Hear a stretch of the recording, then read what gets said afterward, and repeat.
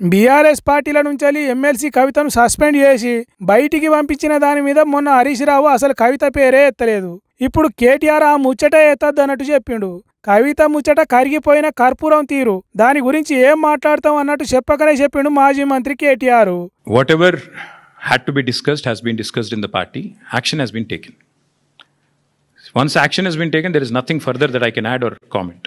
Because whatever had to be discussed internally on party forums, we have done that. And we have acted. And therefore, after the action has been taken, there is nothing further for me to comment or elaborate on.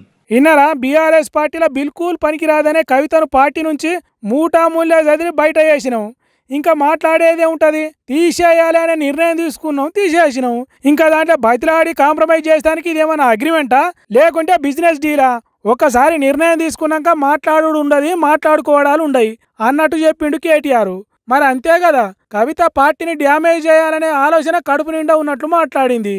అయినా చాలా ఓపిక పట్టి శృతి మించి రోగం అయ్యే వరకు తీగెళ్ళగినాయి. ఇక దాని గురించి మాట్లాడుడెందుకు? ఆ దానికి మళ్ళా కవిత మాట్లాడి రాజకీయాలను తప్పుదో పట్టించుడెందుకు? అందుకే చెరువు దిగి ఖాళీ అయినాయి. ఇక దాని మీద చర్చలెందుకు అన్నట్టు కరెంటు షాకి పెట్టినట్టే మాట్లాడు కేటీఆర్. మరి దాని మీద కవిత ఏమంటదో? రామన్నాను పైలవని చెప్పిన కేటీఆర్ తన ముచ్చట మాట్లాడపోయేసరికి ఎంత ఫీల్ అయిందో, మళ్ళా ప్రెస్ మీట్ పెట్టినప్పుడు రామన్న మీద ఇదే ప్రేమ చూపుతుందో లేకుంటే హరీష్ రావు మీద వేసినట్టు ఏదైనా బదనం వేస్తుందో చూడాలి. దుక్కిల గింజలు వేసినప్పటి నుంచి పంట చేతికొచ్చేదాకా కంటి పాప తీరుగా కాపాడతారు రైతన్నలు చేన్ను. సంటి బిడ్డకు కన్నతల్లి పాలిచ్చి సాదినట్టు ఎరువులేసి ఏపుగా పెంచుతారు. అసొంటి రైతన్నలు దొంగలైతున్నారట. కాంగ్రెస్ పార్టీలు రైతులకు సరిపోని యూరియా ఇయ్యకుండా ఉండుడే కాదు, ఒళ్ళు వంచి కష్టం చేసే రైతులను దొంగలను చేస్తున్నారు. ఇగో మంత్రి పొన్నం ప్రభాకర్ సార్ ఏమంటున్నాడో ఒకసారి వినుండ్రి.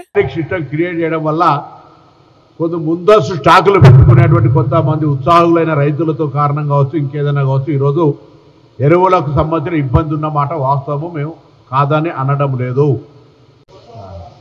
బరాబర్ కొరత ఉంది, రైతులు ఆందోళన చెందుతున్నారు. కేంద్రం స్పందించి ఎరువులు ఇవ్వాలని డిమాండ్ చేస్తారు. ఇన్నరా కొంతమంది రైతులు ఉత్సాహంతో పంటకు సరిపోయేంత యూరియా ఉన్నా కావాలనే స్టాక్ పెంచుకుంటారట. ఎంత పెద్ద మాట అన్నాడో చూడుండ్రి. నెట్టేసుకొని యూరియా స్మగ్లింగ్ చేస్తున్నట్టు, సర్కారును బదనాం చేసి సతాయించాలి అన్నట్టు ఏదో ప్లానింగ్ వేసుకొని కొందరు చేస్తున్నట్టు చెప్తున్నాడు మంత్రి సారు.